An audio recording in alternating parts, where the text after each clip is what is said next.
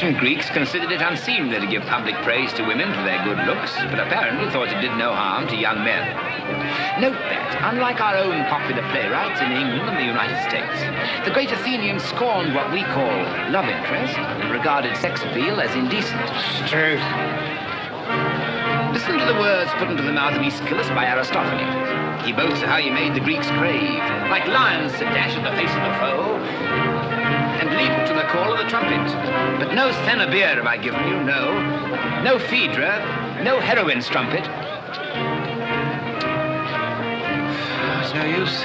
This open-air experiment's no good. Or else I haven't the knack of attracting an audience. I'm afraid I must have bored you terribly. Oh, no, sir. No. You sounded a bit heathenish at first, almost as if you believed in them queer old gods. I talked to my missus about it. You see, sir, she's keen on the Salvation Army and likes good, serious talk. But when you said last Sunday that God was there all along, whatever they called him, I knew it was all right. I never thought much of myself as a speaker, but I've never lost my whole audience before. Oh, not at all, sir. I've heard worse. But there's two things that no speaker can stand up against. What are they, may I ask? One's a band, the other's a fight. Salvation Army knows that. They always has a band. Well, I'm off duty now that your meeting's over, sir. I'll take you across, if you like. Thank you. There's a special attraction this Sunday. There's Major Barbara. Major Barbara? How can a woman be a major? Oh, she can in the army, sir. Or a sergeant, or a colonel, or even a general. Really? Yeah. If you want a tip or two on how to gather a meeting and hold it, you might do worse than hear her take the Sunday service. I will. I've a fancy for collecting religious experiences.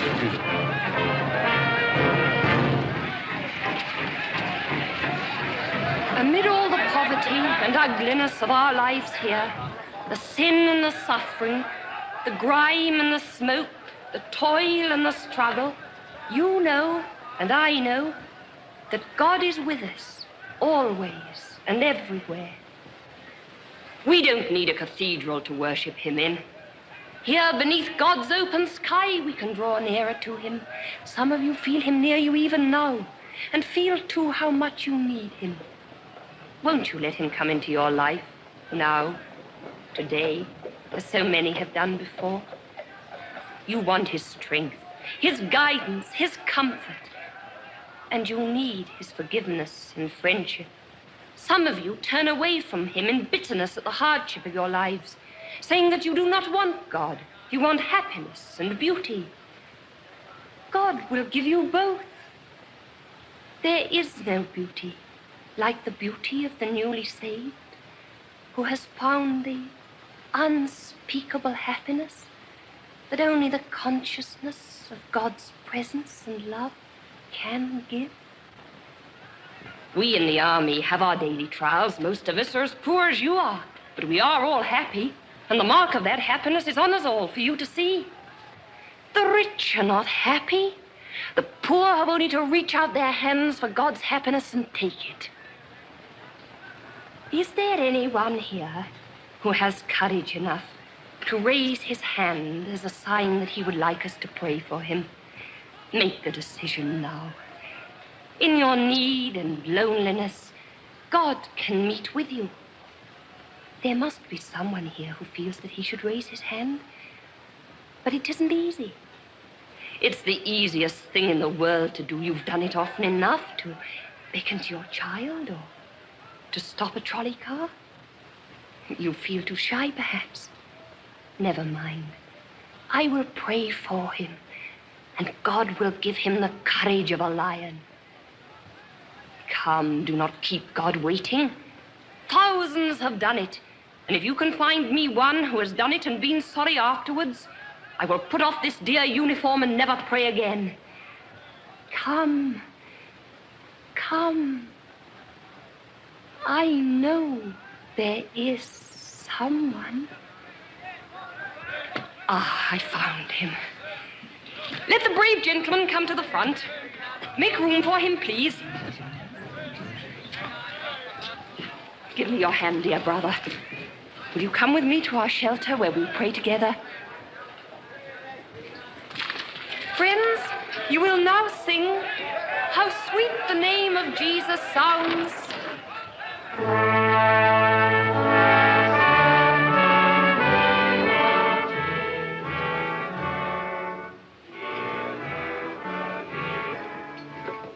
Close the door, please. Won't you sit down?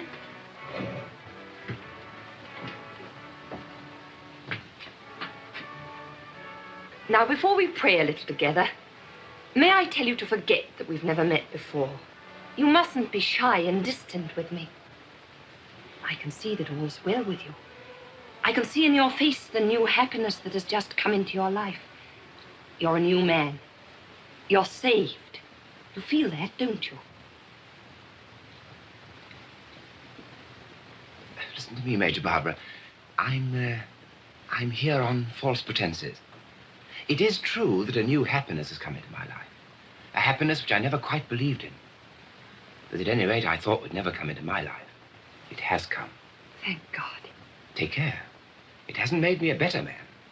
It's made me an utterly unscrupulous one. What do you mean? Look at me. Look deep into my eyes.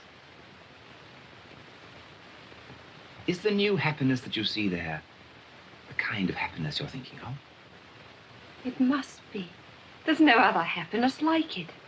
It gladdens my heart because, under God, I have brought it there. Good. Now, let me warn you that I'm a scholar and a gentleman. I'm as poor as a church mouse, like all scholars. I'm no good for anything in the way of worldly success. But what does that matter? We're all poor here. We never think of money or success. When all our money's spent, we pray for more. And it comes. It always comes. Take your mind off such things. And now, shall we pray together? I never pray. At least, not in your way.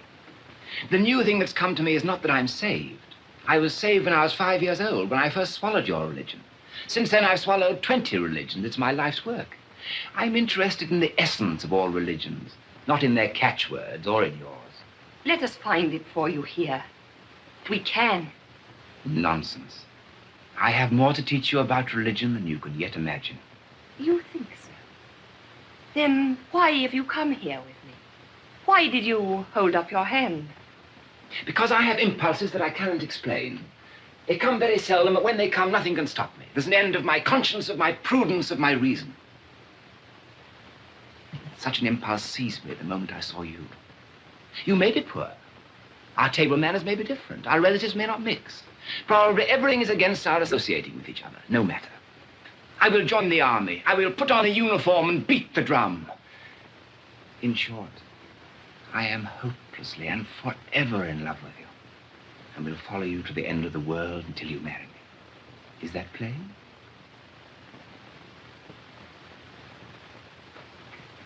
Perfectly. And now, will you begin by seeing me home? I should like to put you through your first trial by showing you where I live and introducing you to my family. God has some little surprises for you, my friend. Have we far to go? What about a taxi? We don't run to taxis in this part of the world. Most of us have never been in one. We'll have to take a bus. Well, there's a 73. Jump in.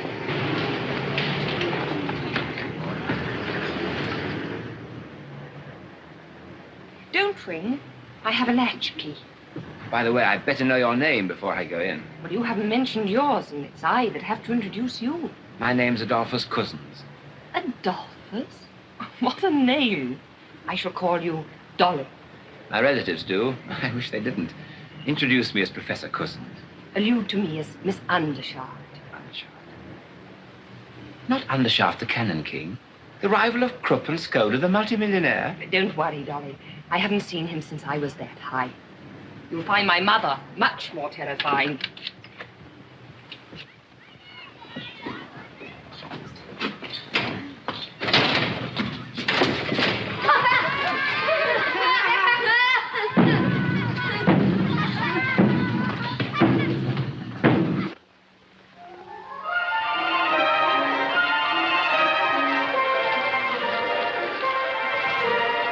Remember the first time we caught a bus here, Major? Yes, and you wanted to take me home in a taxi. I've cured you of those extravagant ideas, haven't I? Yes. Takes the daughter of a millionaire to teach economy to the penniless professor of Greek.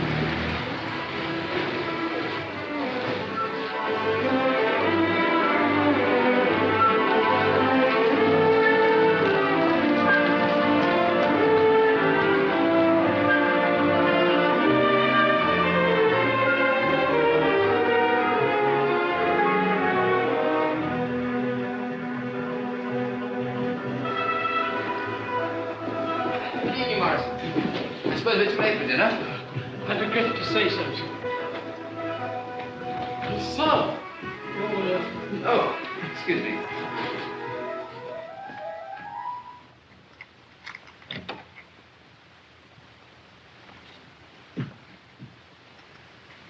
Is anything the matter, Mother? Presently, Stephen.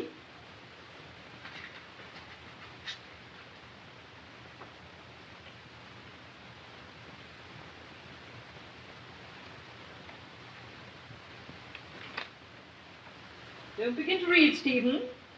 I shall require all your attention. It was only when I was waiting. Now.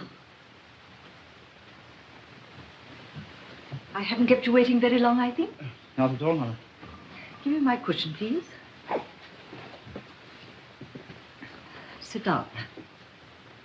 Don't fiddle with your tie, Stephen. There's nothing the matter with it. Oh, I beg your pardon. Stephen, I really cannot bear the whole burden of our family affairs any longer. You must advise me. Really, Mother, I know so little about our family affairs. So impossible to mention some things to you. I suppose you mean your father. Yes? My dear, we can't go on all our lives not mentioning him. You're old enough now to be taken into my confidence and to help me deal with him about the girls. Oh, the girls are all right. They are engaged. Yes, I've made a very good match for Sarah. Charles Lomax will be a millionaire, 35. But in the meantime, his trustees cannot allow him more than 800 a year. Yes, but... Sarah will have to find at least another 800. And what about Barbara? I thought Barbara was going to make the most brilliant career of all of you. And what does she do? Joins the Salvation Army and walks in one evening with a professor of Greek whom she's picked up in the street. Yes, I was rather taken aback when I heard they were engaged. Cusins is a very nice fellow, certainly. No one would ever guess that he was born in Australia. Oh, Adolphus Cusins will make a very good husband. After all, nobody can say a word against Greek. Oh, no, indeed. Besides, my dear, you must marry soon. I'm trying to arrange something for you. Don't sulk, Stephen. I'm sulking, Mother. Well, what has all this to do with my father? My dear Stephen, where is the money to come from? You know how poor my father is. Whereas your father must be fabulously wealthy. There's no need to remind me of that, Mother. I've hardly ever been able to open a newspaper in my life without seeing our name in it. The Undershaft quick-firer, the Undershaft torpedo, the Undershaft submarine, and now the Undershaft bomb. At Harrow, they called me the Woolwich infant. And at Cambridge, some little beast spoilt my Bible, your first birthday present to me. I'm writing underneath my name, son and heir to Undershaft and Lazarus, death and destruction dealers, address Christendom and Judea. But that wasn't so bad as the way people kowtowed to me everywhere I went. Because my father was making millions by selling cannon. Exactly. That's why he's able to behave as he does, openly defying every social and moral obligation. It's criminal. But he does not actually break the law. He broke the law when he was born. His parents were not married. Mother, is that true? Of course it's true. That's why we separated. But this is frightful for me, Mother, to have to speak to you about such things. Now, be a good boy, Stephen, and listen to me. You see, the Undershafts are descended from a foundling who was adopted by an armourer and gunmaker. That was centuries ago. Ever since then, the cannon business has been left to an adopted foundling named Andrew Undershaft. Your father was adopted in that way. And he pretends to consider himself bound to carry on the tradition and adopt someone to lead the business, too. Then it was on my account, Mother, that your home life was broken up. I am sorry. Well, dear, there were other differences. I really cannot bear any moral man. Your father didn't exactly do wrong things, but he said them and thought them. That was what was so dreadful. He really had a sort of religion of wrongness. I couldn't forgive him for preaching immorality while he practiced morality. All this simply bewilders me, Mother. Right is right and wrong is wrong. And if a man cannot distinguish them properly, he's either a fool or a rascal, and that's all. That's my own boy. Now that you understand the situation, what do you advise me to do? We cannot take money from him. After all, Stephen, our present income comes from your father. I never knew that. My dear boy, the Stevenages couldn't do everything for you. We gave you social position. Andrew had to contribute something. So you see, it isn't a question of taking money from him or not. It's simply a question of how much. I would die sooner than ask him for another penny. You mean that I must ask you? Very well, Stephen. It shall be as you wish. I've asked your father to come here this evening. Ring the bell, please.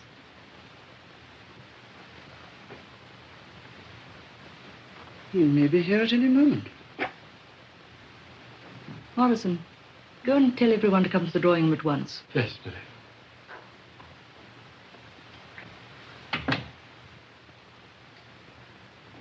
Mother, are Charlie and Dolly to come in? Barbara, I will not have Charles called Charlie. The vulgarity of it positively makes me ill. It's all right, Mother. Are they to come in? Yes, if they will behave themselves. Come in, Dolly, and behave yourself. Come in, Charlie.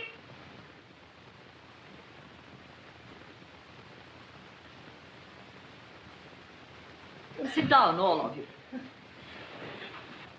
Listen to me, children. Your father is coming here this evening. What? Oh, I say. You're not called on to say anything, Charles. Are you serious, Mother? Of course I'm serious. It's on your account, Sarah, and also on Charles's. I hope you're not going to object, Barbara. I? Why should I? My father has a soul to be saved like anybody else. He's quite welcome as far as I'm concerned. Yes. Well, not that I mind him coming here, you know, if Sarah doesn't. Thank you. Adolphus, have I your permission to invite my own husband to my own house? You have my unhesitating support in everything you do, Lady Britt. I wonder how the old boy will take it. Much as the old girl will, no doubt, Charles. No, I didn't mean it. At least I... You didn't think, Charles. You never do. The result is you never mean anything. Now, please attend to me, children. Your father will be quite a stranger to us. I suppose he hasn't seen Sarah since she was a little kid, really. Not since she was a little kid, Charles, as you express it with that elegance of diction and refinement of thought that seem never to desert you. Accordingly... Might I speak a word to my lady? Nonsense. Show him in. Yes, my lady.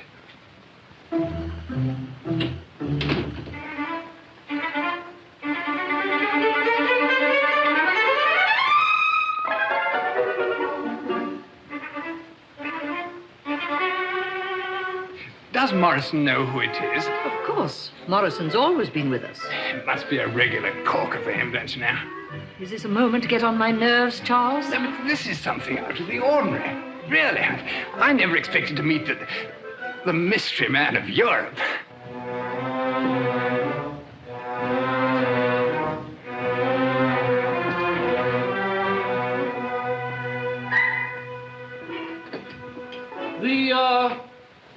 Mr. Undershaft.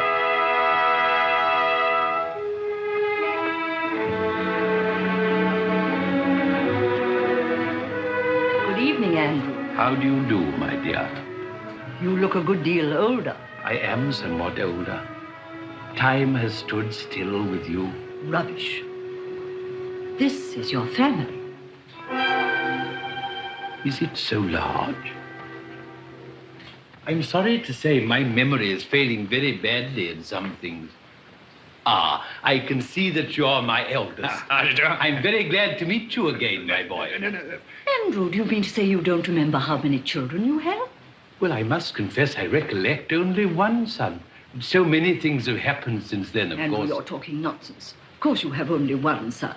That is Charles Lomax, who is engaged to Sarah. My dear sir, I beg your pardon. Not all right, This is Stephen. Happy to make your acquaintance, Mr. Stephen. Ah, then you must be my son. How are you, my young friend? He's very like you, my love. No, you flatter me, Mr. Undershaft. My name is Cusins, engaged to Barbara. This is Major Barbara Undershaft of the Salvation Army. This is Sarah, your second daughter. And that is Stephen Undershaft, your son. My dear Stephen, I beg your pardon. Not at all. Mr. Cusins, I'm much indebted to you for explaining so precisely. Barbara, my dear. Sarah. Oh, Sarah, of course. Barbara. I am right this time, I hope. Quite right. Sit down, all of you. Sit down, Andrew. Thank you, my love. Yeah, Arthur. Oh. Thank you.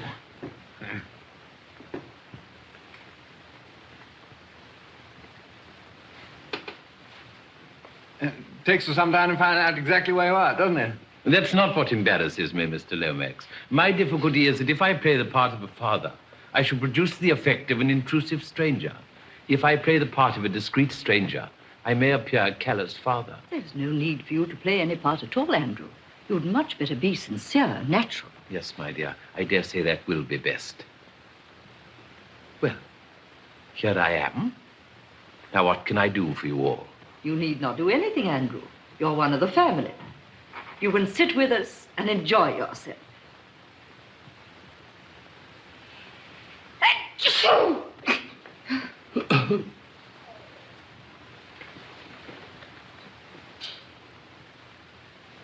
What on earth is this, Morrison? Your hot lemon and ginger, sir. Always at 9:15. Your memory seems to be a great deal better than mine. Charles Lomax, if you can behave yourself, behave yourself. If not, leave the room. I'm awfully sorry, lady, but really, no, upon myself. Why don't you laugh if you want to, Charlie? It's good for your inside. Barbara, you've had the education of a lady. Please let your father see that. And don't talk like a street girl. Never mind me, my dear.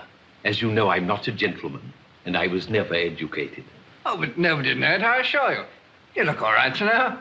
Oh, thank you very much. Charlie, I think you'd better play something for us. Oh, perhaps that sort of thing isn't in your line. I'm particularly fond of music. Are you? Well, you mustn't expect too much. Do you play, Barbara? Only the tambourine, but it's useful for taking the collections in at the end of our meetings. It's not my doing, Andrew. Barbara's old enough to go her own way. She has no father to advise her. Oh, yes, she has. There are no orphans in the Salvation Army. Your father there has a great many children and plenty of experience, How did you come to understand that? Charles, play us something at once. One moment, Mr. Lomax. I'm rather interested in the Salvation Army. Its motto might be my own. Blood and fire. But not your sort of blood and fire, no? Come down tomorrow to my shelter at Limehouse and see what we're doing.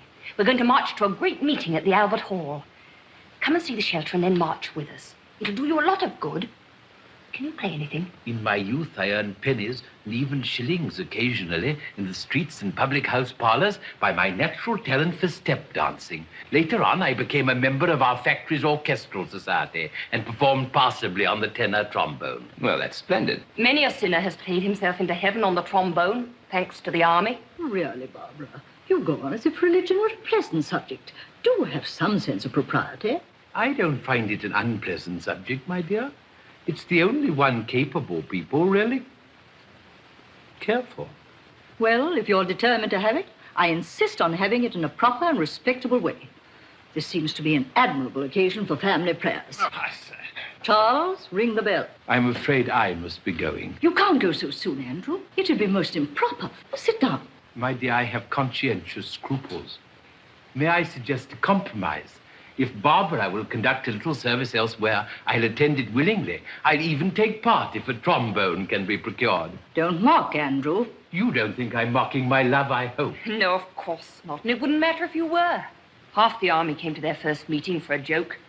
Come along to the nursery, Papa. Come on, Dolly. Dolly. I will not be disobeyed by everybody. Adolphus, sit down. Charles, you may go. You're not fit for prayers. You cannot keep your countenance. But you, Adolphus, can behave yourself if you choose to. I insist on your stay. My dear Lady Britt, there are things in the family prayer book that I couldn't bear to hear you say. What things, pray? Well, you'd have to say before everyone, we've done those things we ought not to have done. Left undone those things we ought to have done, and there's no healthiness. And I couldn't bear to hear you doing yourself such an injustice. As for myself, I flat to deny it, so I must go. Well, go. And remember this, Adolphus. I have a very strong suspicion that you went to the Salvation Army to worship Barbara and nothing else. And I quite appreciate the very clever way in which you systematically humbugged me. I found you out. Take care Barbara doesn't. That's all. Don't give me away.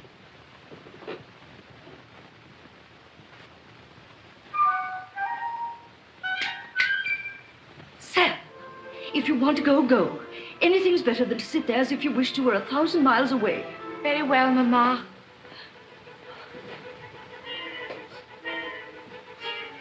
Mother, what's the matter? Nothing. Foolishness. You can go with him too, if you like, and leave me alone. Oh, you mustn't think that, Mother. I don't like him. The others do. That's the injustice of a woman's lot. A woman has to bring up her children. That means to punish them, to deny them things they want, to do all the unpleasant things. And then the father, who has nothing to do but to pet them and spoil them, comes in when all her work is done and steals their affection from her. Have you ever saved a maker of cannons? No. Will you let me try? I'll make a bargain with you. If I go to see you tomorrow in your salvation shelter, will you come the day after to see me in my cannon works? Take care. May end in your giving up the cannons for the sake of the Salvation Army. Are you sure it won't end in your giving up the Salvation Army for the sake of my cannons? I'll take my chance of that. And I'll take my chance of the other. Where is your shelter? In Limehouse, at the sign of the cross. Ask anybody in Chinatown. Where are your works? At Perivale St. Andrews, at the sign of the sword. Ask anybody in Europe.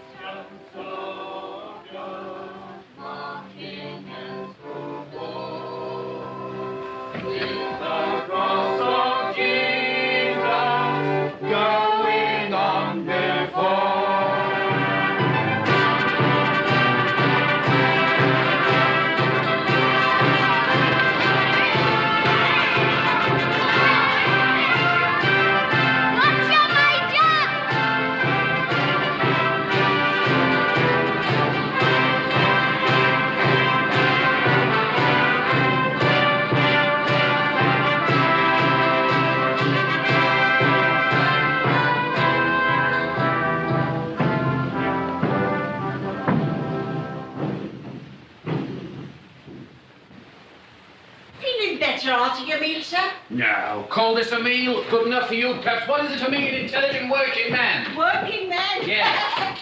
What are you? Painter. Yes, I guess so. Yes. $3.10 a week when I can get it. Why don't you go and get it? Shall I tell you why? Because I'm intelligent. Yes, intelligent beyond the station of life into which it has pleased the capitalists to call me. And they don't like a man that sees through them. And second, an intelligent human being needs a due share of happiness, so I drink something crude when I get the chance. Third, I stand up for my class and do as little as I can so as to leave half the job for my fellow workers. And fourth, I'm fly enough to know what's inside the law and what's outside it. And inside it, I do as the capitalists do, pinch what I can lay my hands on. What's your name? Price. Bronte O'Brien Price. Snobby Price for short. What's yours? Rummy Mitchins, sir. Your health, Miss Mitchins. Mrs. Mitchins? Mrs. Romola Mitchins. What? Oh, rummy. Respectable married woman getting rescued by the Salvation Army by pretending to be a badder now. Same old game. Well, what was I to do? I can't starve. These Salvation lasses is dear good girls. But the better you are, the worse they like to think you was afore they rescued you. And why shouldn't they have their bit of credit, the poor loves? They're wore to rags by their work. And where would they get the money to rescue us if we was to let on that we was no worse than other people? That's right. You know what ladies and gentlemen are. Ah, thieving swine. I wouldn't say no to their job, though, Rummy, just the same. Who saved you, Mr. Price? Was it Major Barbara? No, I come here on my own. I'm going to be Bronte O'Brien Price, the converted painter. I know what they like. I'm going to tell them how I blasphemed and gambled and whopped me poor old mother. Used you to beat your mother? Not likely. She used to beat me. You come and listen to the converted painter, and you'll hear how she was a pious woman that taught me my prayers at her knee. And how I used to come home blind drunk and drag her out of bed by her snow-white hair and lam into her with a poker. That's what's so unfair to us women. Your confessions is just as big lies as ours is. But you men could stand up and tell your lies right out at the meeting and be made much of for it. While the sort of confessions we has to make has to be whispered to one lady at a time. Take right, in spite of all their piety. Right? Do you suppose the Salvation Army'd be allowed if it went and did right? Not much. It combs our hair and turns us into good little blokes to be robbed and put upon. But I can play the game as good as any of them. I'll see somebody struck by lightning, or I'll hear a voice saying, "Snobby Price, where will you spend eternity?" Oh, I'll have a time of it, I can tell you. Come, pluck up. You'll be all right. Oh, poor old man. Cheer up, brother. You'll find rest and peace and happiness here. Hurry up with the food, Missy's fair done. I shan't be long. Buck up, Daddy. She's going to fetch you a nice thick slice of bread and scrape and a mug of sky blue. Keep up your old art. Never say die. I ain't old, man. I'm only 49. Well, that grey pet's come in my hair before I was 30. Am I to be turned out in the street to starve for it? And my job given to a younger man what can't do it no better than I can? Well, no good jawing about it. You're only a jumped-up, chucked-off hospital turned out incurable of an old working man who cares about you away. You make the thieving swine give you a square meal. They stolen plenty from you. You get a bit of your own back. Ah, there we are, brother. Now, you ask a blessing and tuck that into you. Go on. There. Well, I never took nothing at all. Oh, come. The Lord wasn't above taking bread from his friends, so why should you be? Besides, when we find you a job, you can pay us for it if you like. Yes, miss. Yeah, that's right. I can pay you back. It's only a loan. Well, Rummy, are you more comfortable today? Bless you, lovey. You fed my body and saved my soul, didn't you? You look ready to drop. Sit down and rest a bit. Not yet, Rummy. There's more work than we can do. I mustn't stop. You try a prayer for just 2 minutes. You'll work all the better after. Oh, isn't it wonderful how a few minutes prayer revives you? I was quite lightheaded this morning. I was so tired. But Major Barbara just sent me to pray for 5 minutes. And I was able to go on as if I'd only just begun. Did you have a piece of bread, Mr. Price? Yes, miss, but I got the piece that I value more, and that's the piece that passeth all understanding. Glory, hallelujah. Oh, that makes me so happy. When you say that, I feel wicked for loitering here. Oh, I must get to work again.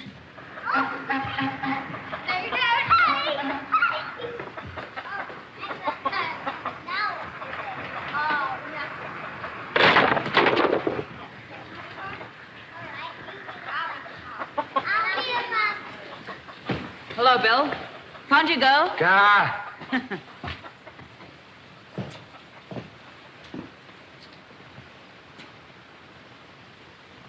I know you. You're the one what took my girl away, aren't you? You're the one what set her against me. Well, I've come to get her out, see? Tell her Bill Walker wants to see her. She'll know what that means. And you start to jaw back at me and I'll start on you, do you hear? There's your way. In you go. Easy there, mate. She ain't done you no harm. Who are you calling, mate? Standing up for her, are you? Put up your hands. You great brute! Oh, God forgive you. How could you strike an old woman like that? You go and forgive me again, and I'll go and forgive you one on the jaw that'll stop you praying for a week. Have you anything to say against that? No, matey, she had nothing to do with me. No. Good job for you, you starved cur. Now, are you going to fetch out Moggy, but I'm going to knock your block off and fetch her out myself, eh? Oh, please, someone go in and tell Major Barbara. You want to tell your Major and me, do you? Please don't drag my hair. Let me go. Do you or don't you? Yes or no? Oh, God, give me strength. Oh. Go on, show her that and tell her, if she wants one like it, to come and interfere with me.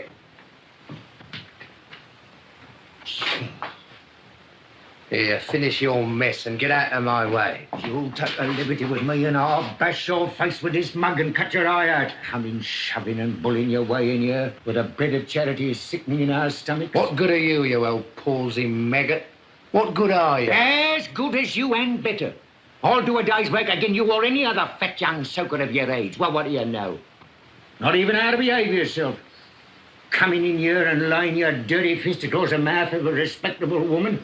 Don't provoke me to lay it across yours, do you hear? Yeah, you'd like to eat a old man, wouldn't you? After you done with the women. I ain't seen you with a young man yet. You lie, you old soup kitchener, you. There was a young man here just now.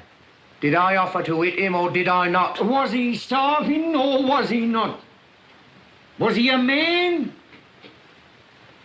Or just a cross-eyed thief and a loafer?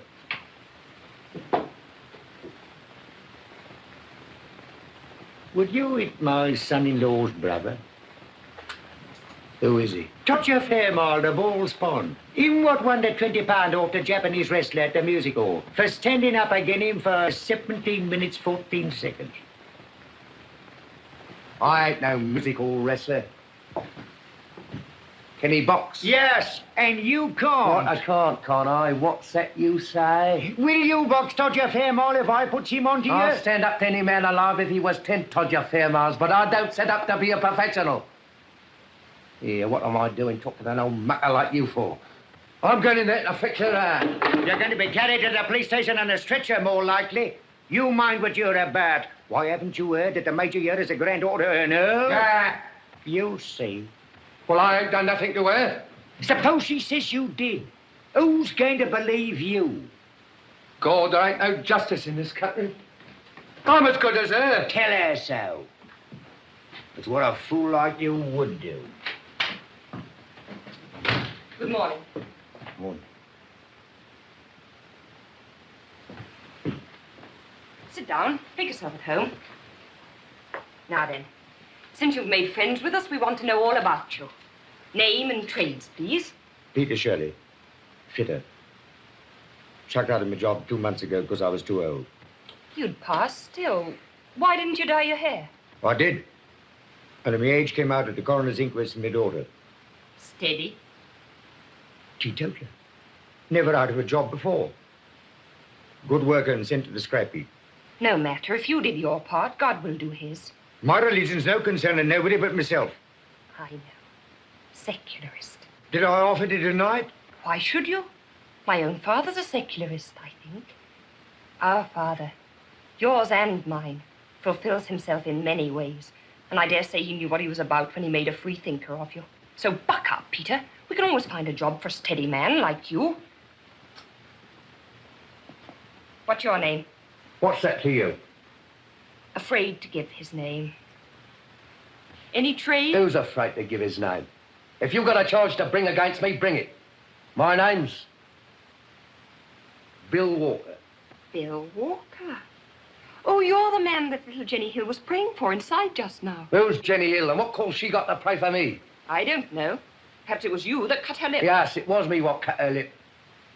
I ain't afraid of you. How can you be, since you're not afraid of God? You're a brave man, Mr. Walker. It takes some pluck for us to carry on our work here, but none of us dare lift a hand against a girl like that, for fear of her father in heaven. I don't want none of your canting jaw, see? I suppose you think I came here to beg from you like this damaged lot here. Not me. I don't want none of your bread and scrape. And I don't believe in your God, neither. No more than what you do yourself. Oh, I beg your pardon for putting your name down, Mr. Walker. I didn't understand. I'll strike it out. Here, you let my name alone. Ain't my name good enough to go in your book? Well, you see, there's not much point in putting your name down if I can't do anything for you. What's your trade? That's no concern of yours. Quite so. I'll put you down as the man who struck poor little Jenny Hill in the mouth. I see, I've had enough of this. What did you come here for? I came for my girl, see? I came to take her out of this and to break her jaw for her. You see, I was right about your trade.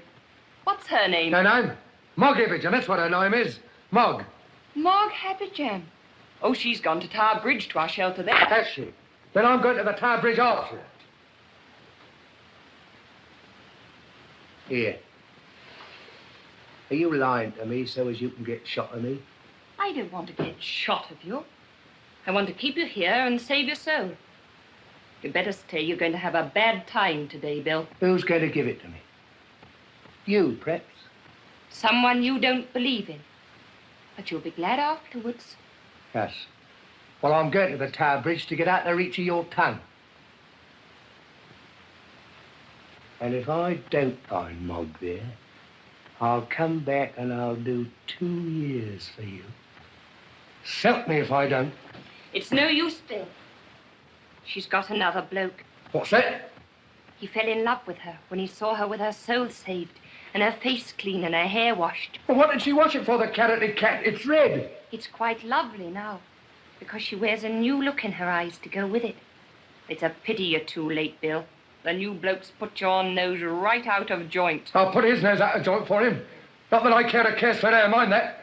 But I'll teach her to drop me as if I was dirt, and I'll teach him to meddle with my duty. What's his bleeding name? Sergeant Todger Fairmile. I'll go with him, miss. I want to see them two meet, and I'll take him to the infirmary when it's over. Here. His Is that him what you was speaking of? That's him. Him what wrestled with the Jap? That's him. Only he's given up fighting for religion. So he's a bit fresh for want of exercise, but he'll be very glad to see you. Come along. Here. What's his weight? 14.5. Go and talk to him, Bill. He'll convert you. He'll convert your head into a mashed potato. I ain't afraid of him. I ain't afraid of nobody. But he can lick me. She's done me. You ain't going? I thought not. Jenny. Jenny. Yes, Major. Send Rummy Mitchums out here to clear away. Oh, I think she's afraid. Nonsense. She must do as she's told. Rummy, Rummy, the Major says you must come. Oh, all right, I'm coming then. Poor little Jenny. Are you tired? Does it hurt? Oh, no, it's all right now. It's nothing. It was as hard as he could hit, I expect. Poor Bill. You don't feel angry with him, do you? Oh, no, no, indeed I don't, Major. Bless his poor heart. Now, come on, Rummy, bustle. Take in these mugs and plates to be washed and throw those crumbs about for the birds. There ain't got to be no crumbs. This ain't the time to waste good bread on birds. Major! Major!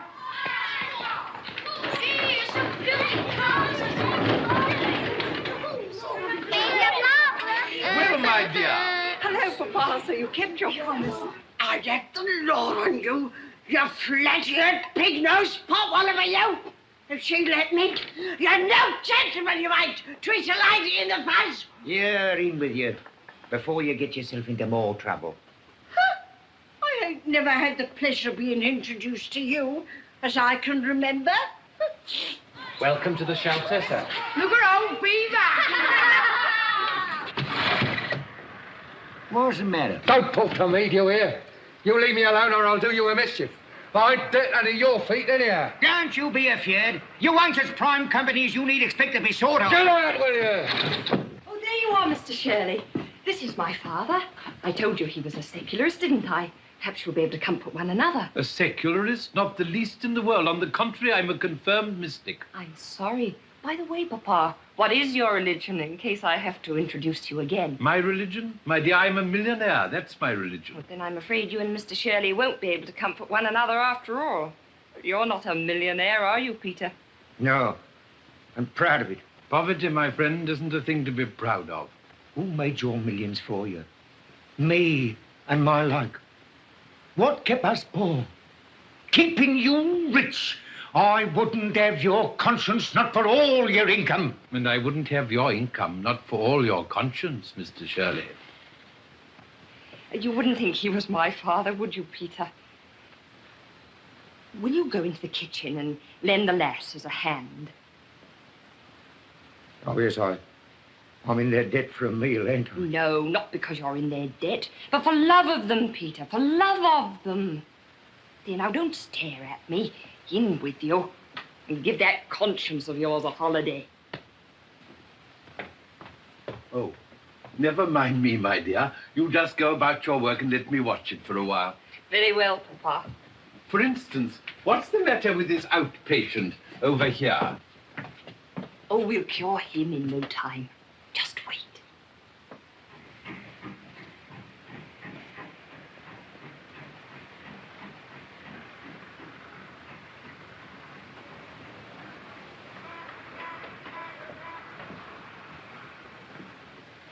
It would be nice just to stamp on Mog Habijam's face, wouldn't it, Bill? It's a lie. I never said so. Who told you what was in my mind? Only your new friend. What new friend? The devil, Bill. When he gets round people, they get miserable, just like you. I ain't miserable. Well, if you're happy, why don't you look happy as we do? I'm happy enough, I tell you. Why can't you leave me alone? What have I done to you? I ain't smashed your face in, have I? It's not me that's getting at you, Bill. Who else is it? Somebody that doesn't intend you to smash women's faces, I suppose. Somebody or something that wants to make a man of you. Make a man of me? Ain't I a man, eh? Who says I'm not a man? Well, there's a man in you somewhere, I suppose, but why did he let you go and smash little Jenny Hill's face? Now, that wasn't very manly of him, was it? Have done with it, I tell you. Chuck it. I'm sick of your Jenny Hill and her silly face. Then why do you keep thinking about it? Why does it keep coming up against you in your mind? You're not getting converted, are you, Bill? Not me, not likely. That's the spirit. Hold out against it. Put out your strength. Don't let's get you cheap. Todger Fairmile said he wrestled against his salvation harder than he ever wrestled with the Jap at the music hall. He gave in to the Jap when his arm was going to break, but he didn't give in to his salvation until his heart was going to break. Or perhaps you'll escape that. You haven't any heart, have you, Bill? Why ain't I got a heart? Same as what anybody else has. Well, a man with a heart wouldn't have smashed poor little Jenny Hill's face, would he? Leave me alone, will you? Have I the meddle with you? Nagging and provoking me like this? It's your soul that's hurting you, Bill. And not me. We've been through it all ourselves. Come with us, Bill. To brave manhood on earth and eternal glory in heaven. Come. Oh, there you are, Dolly. I want to introduce a new friend of mine, Mr. Bill Walker. Bill, this is my bloke, Mr. Cusins. What? Going to marry him? Yes. Heaven help him. Heaven help him. Why, don't you think he'll be happy with me? Well, I've only had to stand it for an afternoon. He'll have to stand it for a lifetime. That is a frightful reflection, Mr. Walker, but I can't tear myself away from her. Well, I can. Here. Do you know where I'm going to and what I'm going to do? Yes, you're going to heaven, and you're coming back here before the week's out to tell me so. You lie. I'm going to Tower Bridge to spit in Todger Fairmile's eye. I bashed Jenny Hill's face in. Well, now I'll get my own face bashed and come back and show it to her. He'll hit me harder than what I hit her. That'll make us square. Is that fair or is it not? You're a gentleman. You ought to know. But two black eyes won't make one white one, Bill. Can't you never keep your mouth shut? I asked the gentleman. Yes, I think you're right, Mr. Walker. Yes, I should do it. It's curious. It's exactly what an ancient Greek would have done. But what good will it do? Well, it'll give Mr. Fairmile some exercise, and it'll satisfy Mr. Walker's soul. There ain't no such thing as a soul. How can you tell whether I've got a soul or not? You ain't never seen it. I've seen it. Hurting you when you went against it. If you was my girl and took the words out of my mouth like that, I'd give you something you'd feel hurting, I would. You take my tip, mate. Stop their jaw, or you'll die afore your time. Wore out. That's what you'll be. Wore out. I wonder. Dolly. Yes, my dear, it's very wearing being in love with you. If it lasts, I quite think I shall die young. Should you mind? Not in the least. Well. Oh, Papa. We've not forgotten you. Ready, miss? Yes, I'm coming, Snobby. Now, Dolly, explain the place to Papa. And don't get up to any mischief, you two.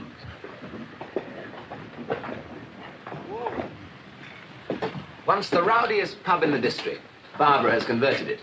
She's quite original in her methods. Barbara Undershaft would be.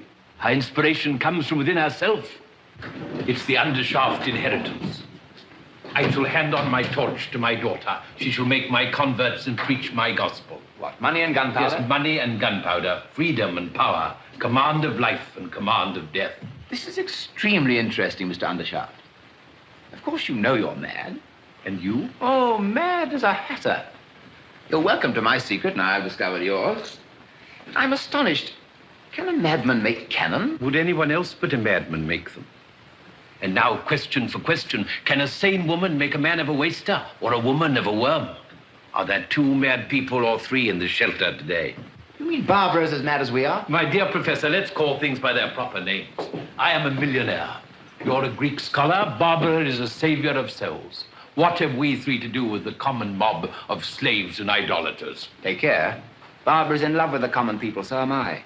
Have you never felt the romance of that love? Romance?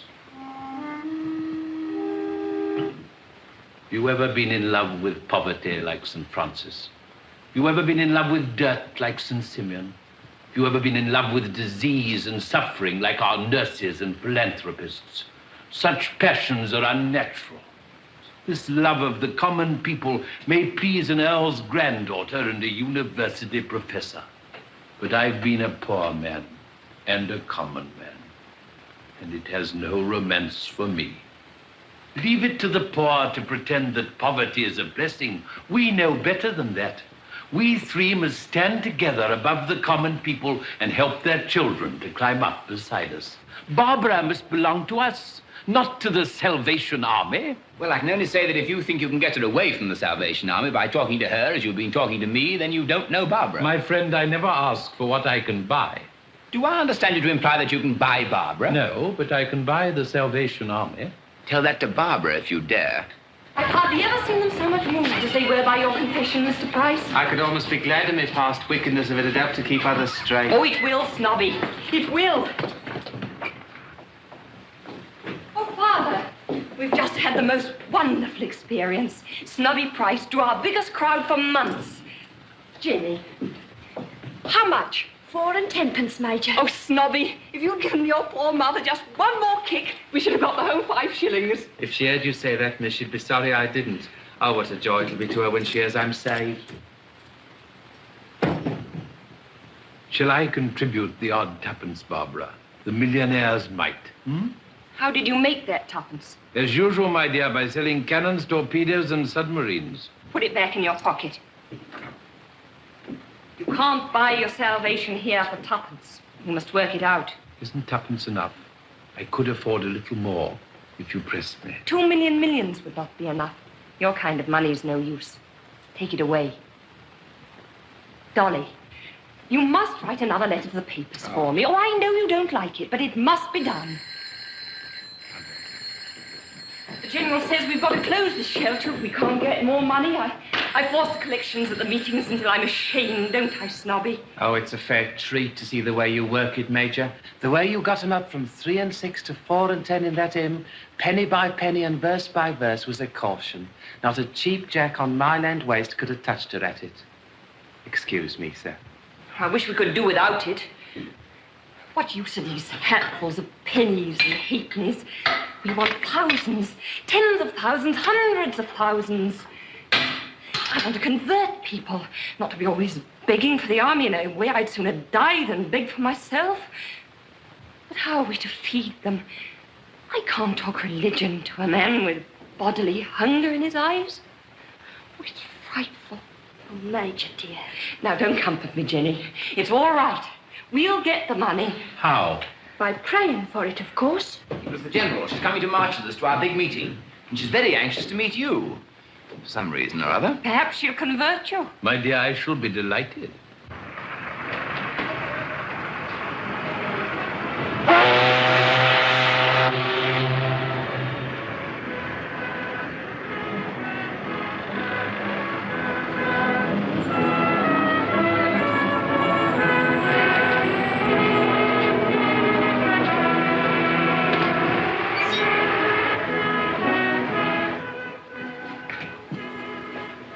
Half a bitter and put some gin in it. Dog's nose, right on, mate.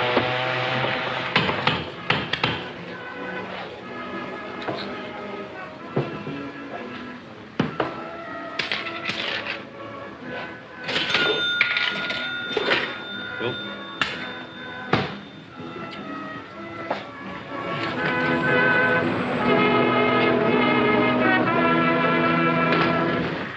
You all know who I am? Now, who are you? Todger Fairmile. Champion boxer, wrestler, and swimmer. Good old Todger. Some of you have put money on me and won it. And some of us have lost it. You'll lose no more money that way. I may ask you for a penny or two presently to put in the young lass's tambourine. I've been promoted sergeant in the Salvation Army. Yes, it's easier than fighting, ain't it? No, Corky. It's not easier. But it's ever so much happier. And who told you I'd given up fighting? I was born a fighter, and please God, I'll die a fighter. But the ring was too small for a champion like me. It was no satisfaction to me to knock out some poor fellow who'd been set up against me for a purse of money. I held his shoulders down on the mat. It was too easy. And there was no future in it for either of us. You don't say so. One day, I gave an exhibition spar for the benefit of charity. Our general was there, and I was introduced to her. She said to me, I was a wonderful young man. And she asked me, was I saved? No, says I. But I can go 15 rounds with Tommy Farr if you like to put up the money. Of course you can, she said. But can you go? Not 15 rounds, but eternity. With the devil, for no money at all. Well, I tried to make light of it. But it stuck. And a week later, I took the count for the first time, and I joined up. And now, I fight the devil all the time. And I'll say this for him, Corky. He fights fairer and harder than some champs we've tackled. But God is against him. And in that sign, we shall conquer. Now, shall we have another hymn?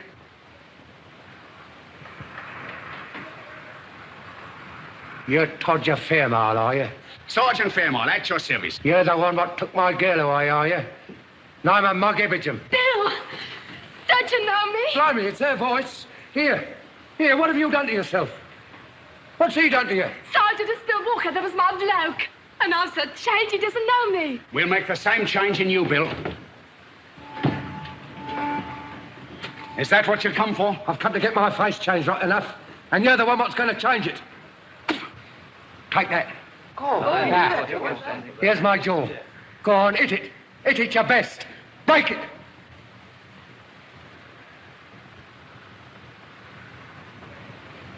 Oh, that I should be found worthy to be spit upon for the gospel's sake. Hit it!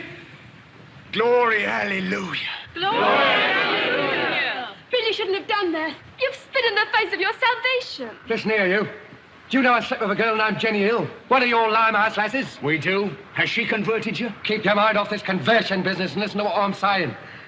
I broke Jenny Hill's jaw this morning. Oh, no, you didn't, Bill. It ain't so easy to break a jaw as you think. You haven't got the punch for it. You hit her in the face like a fine, bold fella you are. And now you want to forgive yourself, and you find you can't, unless I give you a blow back harder than you can hit. Friends, this man is on the way to his salvation. Let us all pray for him. Kneel down, Bill. Get out, will you? Well, kneel down, brother. Get him on his knees. Here, you leave me alone. What do you think I'm made of, cast iron? Brother, pray with us. Dear Lord, break his stubborn spirit, but don't hurt his dear heart. Never mind my dear heart. How about my ribs?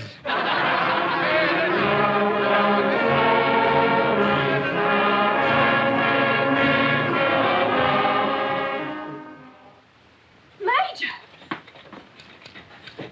Major! Major, that man's back again. Who? The one that hit me. Oh, I hope he's come back to join us. Well, get out. Hello, Bill. Back already? Been talking ever since, have you? Pretty nearly. Has Todger paid you out for poor Jenny's jaw? No, he ain't. You want to know where the dirt come from, don't you? Yes. Well, it come off the ground at Tower Bridge, see? It got rubbed off by my shoulders. It's a pity it wasn't rubbed off by your knees. That would have done you a lot of good. I was saving another man's knees at the time. Mind, I did what I said I'd do, spit in his eye. Then Mogg said, glory, hallelujah, and he called me brother. And downed me as if I was a kid and he was my mother, washing me on a Saturday night. Kneeling on me head he was, 14 stone 5, praying comfortable with me as a carpet. Served you right, Bill. Oh, I wish I'd been there. Yes, you'd have got an extra bit of talk on me, wouldn't you? Yes. I'm so sorry, Mr. Walker. Don't you go being sorry for me. What I done, I'll pay for. I tried to get my own jaw broke to satisfy you. Oh, no. I'll tell you I did. And if I can't satisfy you one way, then I can another. Listen. Here's my last quid. Now take it. And let's have no more of your forgiving and praying and your major jaw in it. Oh, no, I couldn't take it, Mr. Walker. But if you would give a shilling or two of it to poor Rummy Mitchins. Now, you really did hurt her, and she's old. Not me, not likely. I'd give her another as soon as look at her. She ain't forgiven me. Not much. It's this Christian game of yours I want to have played up against me. I won't have it, I tell you. So take your money and stop throwing your silly bash face up against mine. Major, may I take a little of it for the army? No. The army's not to be bought. Bill, we want your soul, and we'll take nothing less. I know. Me and my few bob ain't good enough for you. You're an earl's granddaughter, you are. Nothing less than £100 would do for you. Come, Barbara, you could do a great deal of good with £100. If you'll set this gentleman's mind at ease by taking his £1, I'll give you the other 99. Oh, Papa, you're too extravagant. Bill offers 20 pieces of silver. All you need offer is the other 10. That will make the standard price to buy anybody who's for sale. Well, I'm not, and the army's not. Bill, you'll never have another quiet moment until you come round to us. You can't stand out against your salvation. I can't stand out against music hall wrestlers and artful-tongued women. I've offered to pay and I can't do no more. There it is. Take it or leave it. Mr. Walker, apparently we're in the same boat. Perhaps we can help each other. You'd better come and see me. I don't want none of your charity. It's not charity I'm offering you, it's work. My dear, it was an inspiration to have asked your father here today. God needs him, Major. God needs him.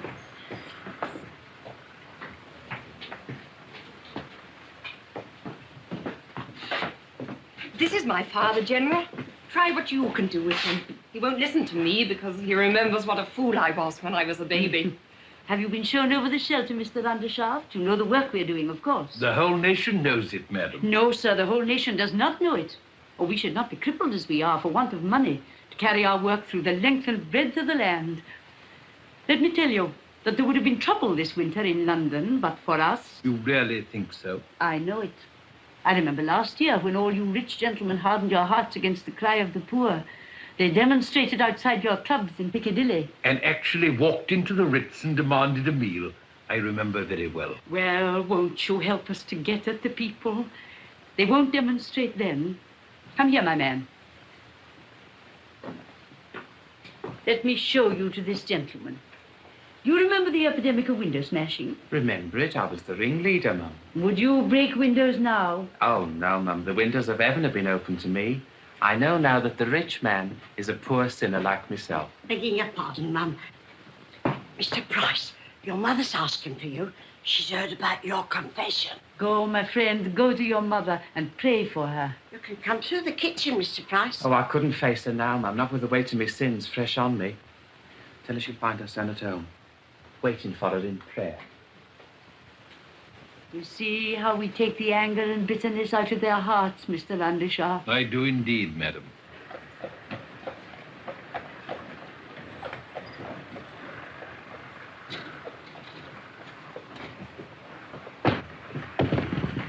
Who's been bashing whose mother?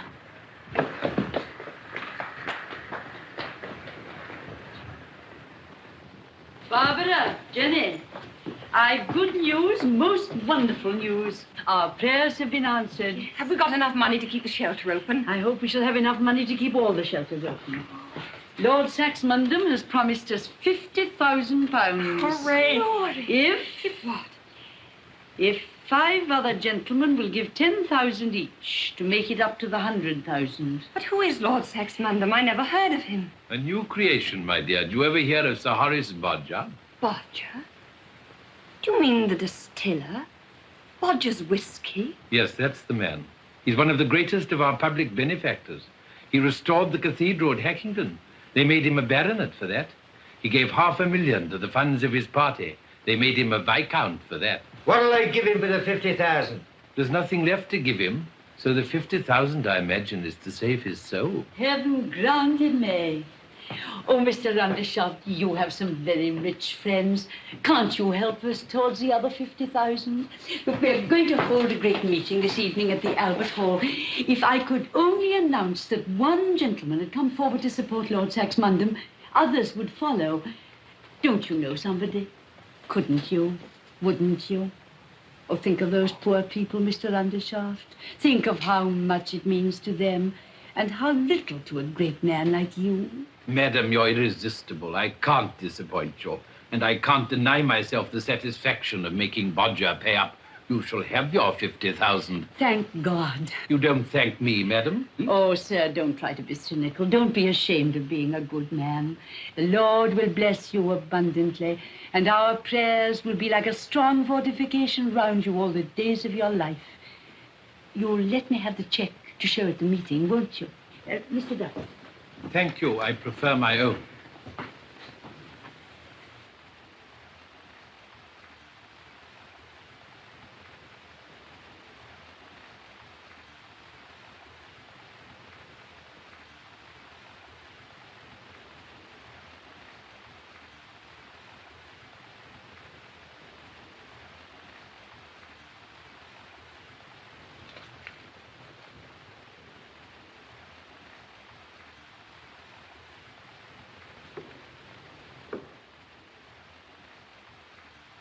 price salvation now, eh? Stop!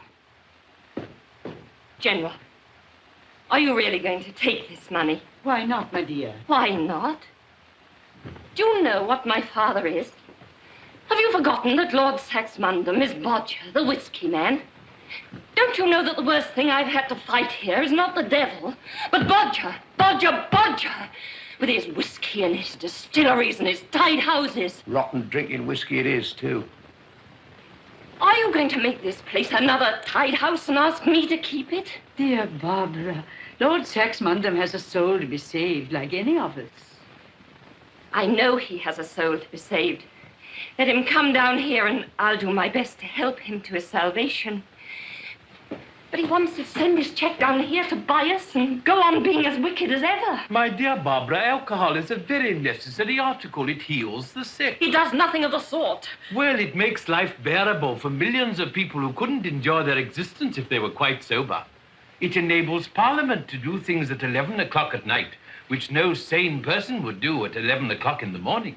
Is it Bodger's fault if this inestimable gift is deplorably abused by less than 1% of the poor?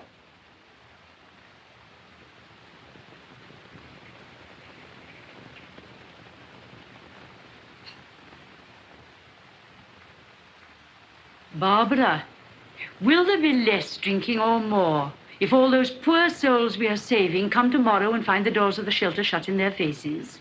Lord Saxmundham gives us this money to stop drinking, to take his own business from him. Pure self-sacrifice on Bodger's part, clearly. Bless dear Bodger. I also, General, may claim a little disinterestedness. Think of my business. Think of the widows and orphans, the oceans of blood, not one drop of which is shed in a really just cause. All this makes money for me. I'm never busier, never richer than when the papers are full of it. Well, it's your work to preach peace on earth and goodwill towards men. Every convert you make is a vote against war. Yet, I give you this money to help hasten my own commercial ruin. The millennium will be inaugurated by the unselfishness of Undershaft and Bodger. Oh, be joyful! Oh, what an infinite goodness one finds in everything. Who would have thought that any good could come out of war and drink? Oh, dear, how blessed, how glorious it all is. A miracle! Let us seize this unspeakable moment. Let us march to the great meeting at once. Our shelter saved! Hooray! The army's saved! Everybody's saved! Hallelujah! Glory, hallelujah! On to the meeting! On!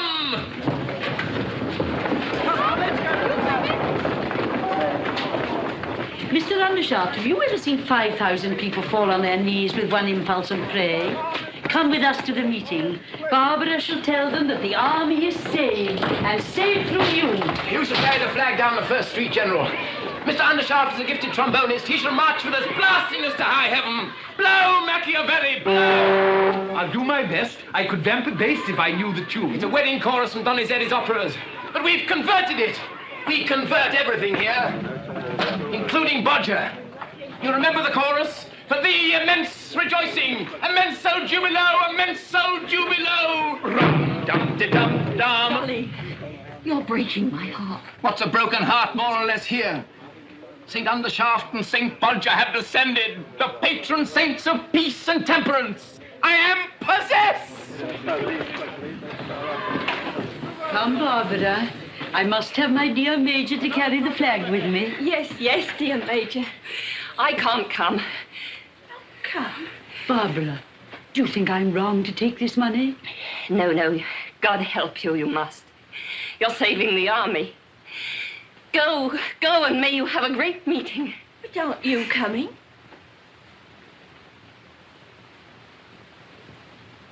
No. Barbara, what are you doing? Major, you can't be going to leave us.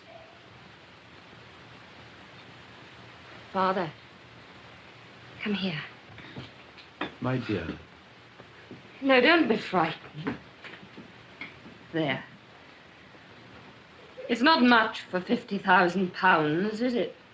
Barbara, if you won't come and pray with us, promise me you'll pray for us. I can't pray now. Perhaps I shall never pray again. Barbara. Rachel. I can't bear any more. Barbara! Quick, march! Come on, Machiavelli! I must go now, my dear. You're overworked. You'll be all right tomorrow. We'll never lose you. Now, Jenny, step out with the old flag. Blood and fire. Glory, hallelujah! Glory, hallelujah! Hey, up there! Immenso jubilo!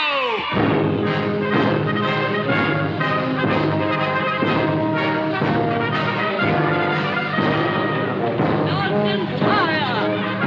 My ducats and my daughter, money and gunpowder! Drunkenness and murder.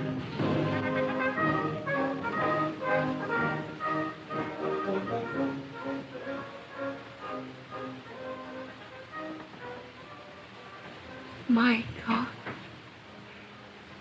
why hast thou forsaken me?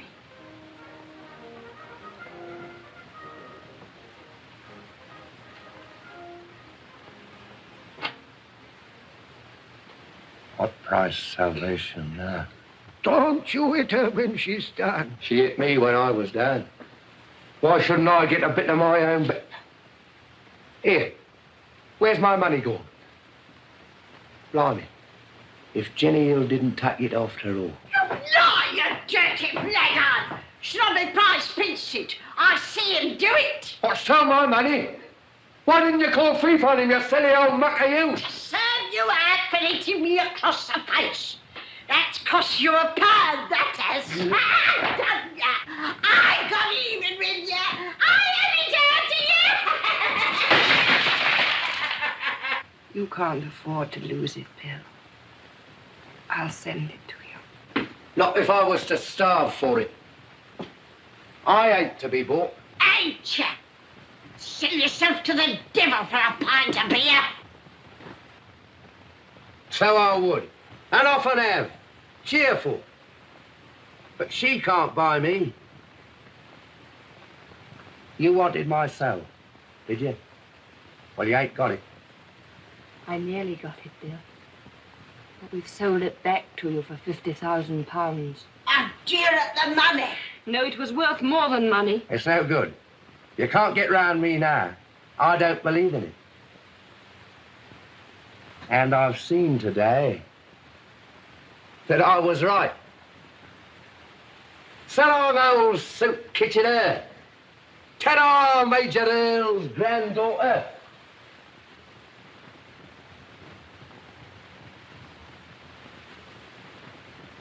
What price salvation now? Snobby Price. Cook! Goodbye, Bill. Get out.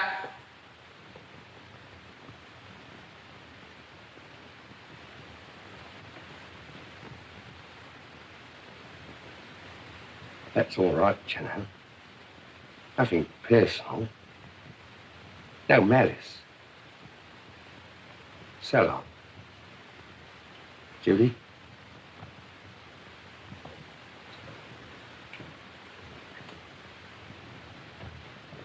No malice. So long, Bill. All clear, Rummy. He's gone.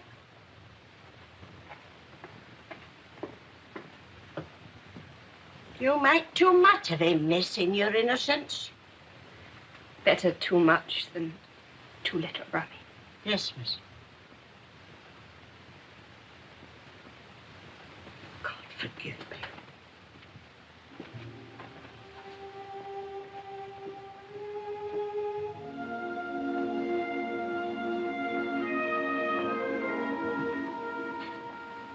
Let's go, Peter.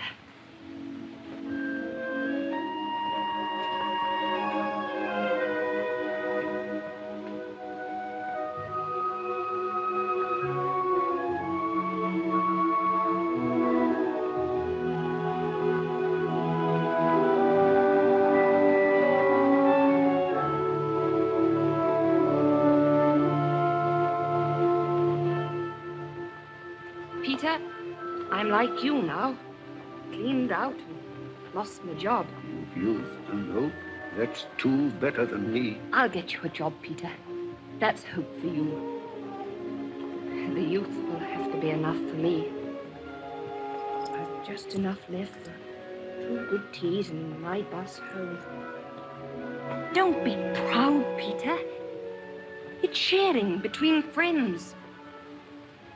And promise me you'll talk to me and not let me cry.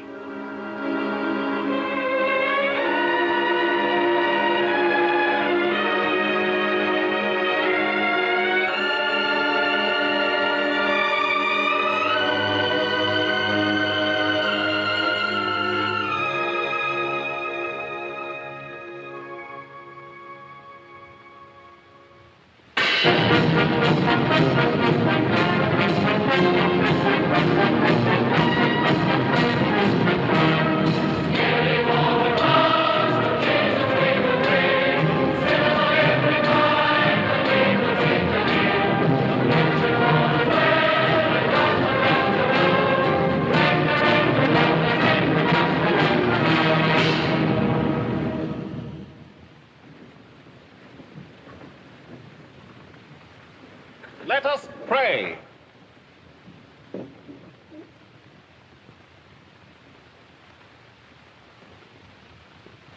Amen. The General.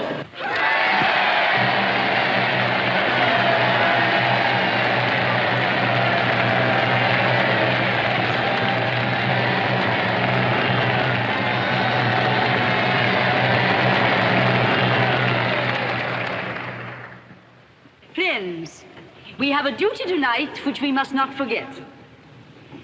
God has answered our prayers wonderfully by sending us a great gift, one that will enable us to get through many winters as bitter as this one has been, without stinting one of his children of their little ration of bread and milk and their warm blanket in the shelter. You all know the name of the nobleman who, under God, was the instrument of the first half of that gift. You will pray for him and rejoice in his salvation. God bless Lord Saxmundham! You do not know the name of that other generous servant of God who has made up the whole sum for us. And I must not tell it to you, for he is one of those who does not let his right hand know what his left hand doeth.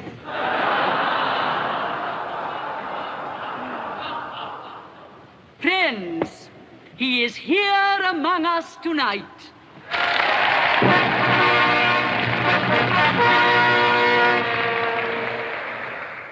This afternoon, when he announced his magnificent offering to me, I exclaimed, "Thank God." He smiled and said, "You do not thank me." I told him to come to this meeting, and he would hear how we thanked him. He has come, and you have kept my word for me.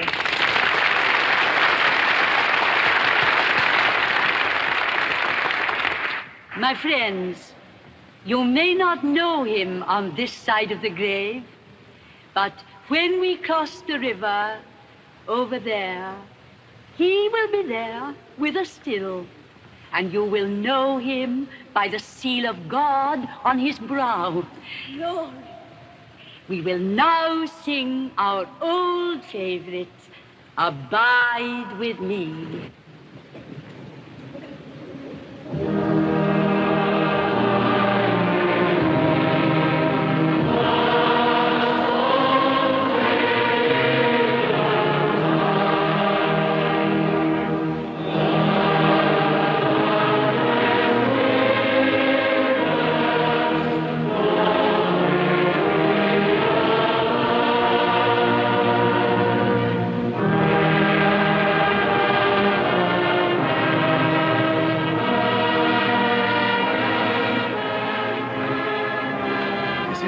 More than I bargained for. Come and have supper with me at my flat. I've got something to say to you. We'll pick up a cab outside. Yes, but I must call at Wilton Crescent to ask if Barbara's got home safely. Never mind Barbara. She can look after herself, and her uniform will protect her better than 10 policemen. Come on. It's about Barbara I want to talk to you.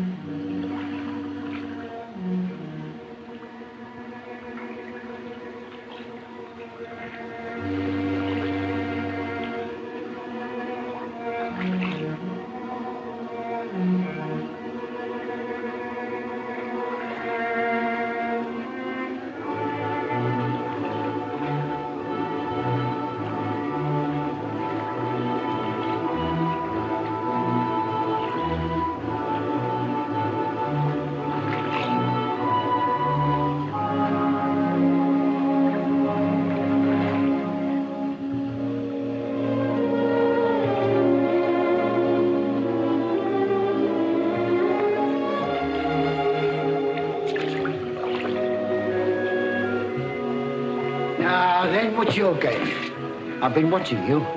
Don't try throwing yourself after that bonnet and giving me the trouble of fishing out, because you won't be let do it, see? That's what you thought, is it? Even if I wanted to throw away my life, I wouldn't risk yours. You'll excuse me, miss, but are you quite yourself this evening? I'm not at all sure. I've walked a very long way and I've become quite tired suddenly. Do you think you could find me a taxi to take me home? Taxi, miss? What you want, by the look of you, is an ambulance. Ambulance?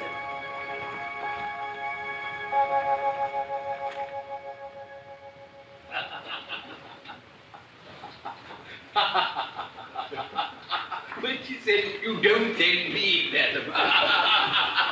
A remarkable woman. It's nice and warm in here. Help yourself, my friend. Have some brandy. No, thanks. I'll have some water. My throat's still dry. I don't know how to sing, and the result of my attempts at the meetings is always incipient laryngitis.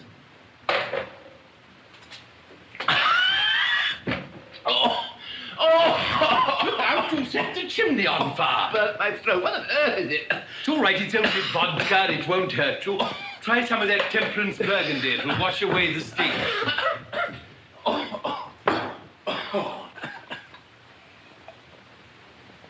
He may call it a temperance burgundy, sir, but I should be sorry to venture on more than one glass of it myself.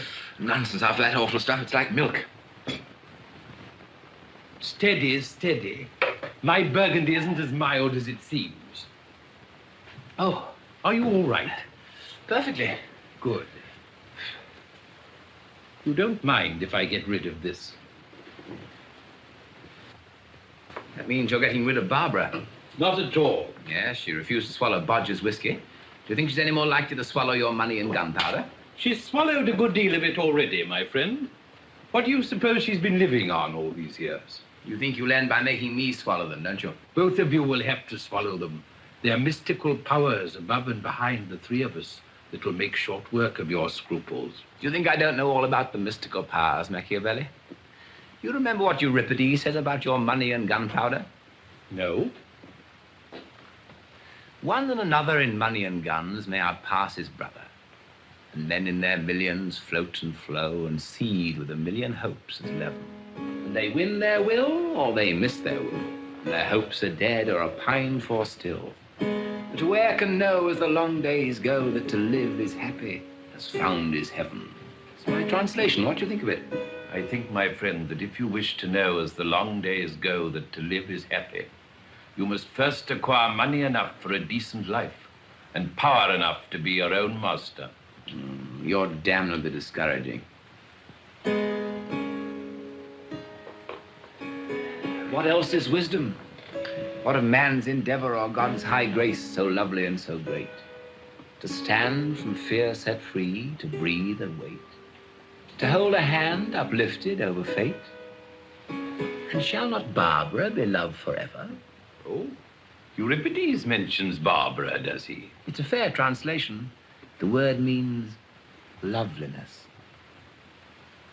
And may I ask, as Barbara's father, how much a year she's to be loved forever on? As Barbara's father, that's more your affair than mine. I can feed her by teaching Greek, that's about all. Do you consider it a good match for her? Mr. Undershaft, I am in many ways a weak, timid, ineffectual person, and my health is far from satisfactory. But whenever I feel I must have anything, I get it, sooner or later. I feel that way about Barbara. I don't like marriage. I feel intensely afraid of it. I don't know what I shall do with Barbara or what she'll do with me. But I feel that I and nobody else must marry her. Please regard that as settled. Oh, not that I wish to be arbitrary, but why should I waste your time in discussing what's inevitable? You mean you'll stick at nothing? Precisely.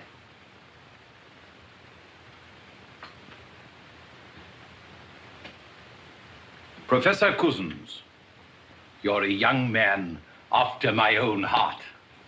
Mr. Undershaft, you are, as far as I'm able to gather, a most infernal old rascal.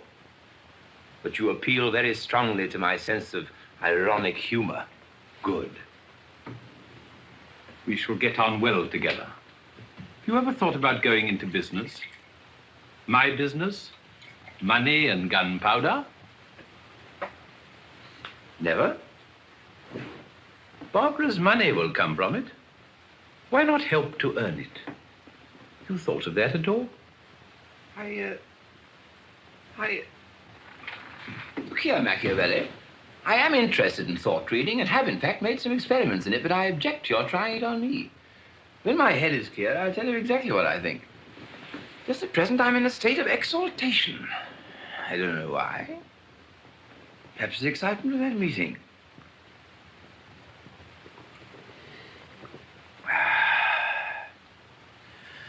Whew. The room is very hot.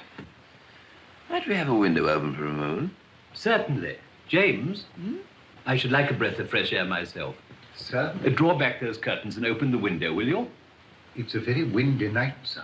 So much the better. It's only for a moment.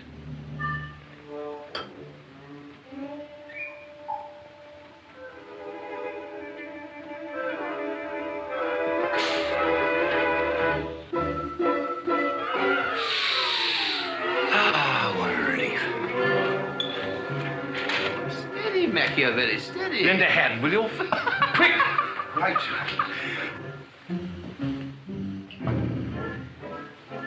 I'm afraid he's here for the night, sir.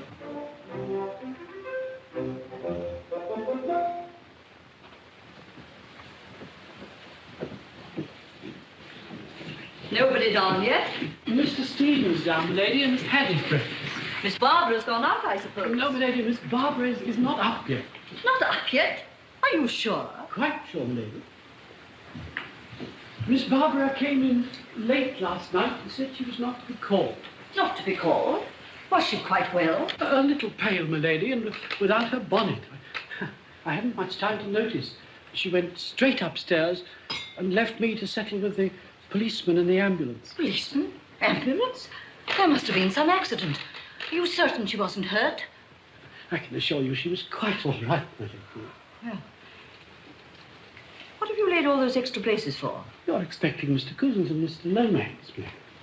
The car's ordered for 10:30 to take the party to Well, to where? To Mr. Undershaft's place, I think, lady. To the factory, you mean? Yes, my lady. The factory pays your wages, Morrison. Yes, my lady, that is what factories are for. You must put up with them. Bacon and eggs, my lady, as usual? No, I'll have a sausage this morning. Yes, Ah, breakfast. Oh, good morning, Lady Brett. You're late, Charles. Where's Adolphus? I haven't the faintest idea. Morning, darling. Morrison, we're starving. Ah, bacon and eggs. Sausages. Sausages, good. No kidneys, Morrison. Kidneys, sir. Yeah? Thank heaven for the English breakfast. You know, as I always say, the one drawback about going abroad... Charles Lomax, if you must dribble, dribble like a grown-up man and not like a schoolboy. Dribble is dribble, you know, whatever a man's age. Good morning, everybody. Morning, Barbara. Morning. Good heavens, you've chucked a uniform. You mean that Barbara's changed her dress, Charles? Why not say so? Charlie means exactly what he says, Mother. Please, let's drop the subject. Oh, I'm awfully sorry, Barbara. You'll get over it, you know. Personally, I never shut my eyes to the fact there's a certain amount of tosh about the Salvation Army. On the other hand... That's enough, Charles. Speak of something suited to your mental capacity. Thank you for your sympathy, Charlie. Now, go and flirt with Sarah. Barbara, I wish you wouldn't tell Charlie to do things. He always comes straight away and does them. Good morning, Lady Britt.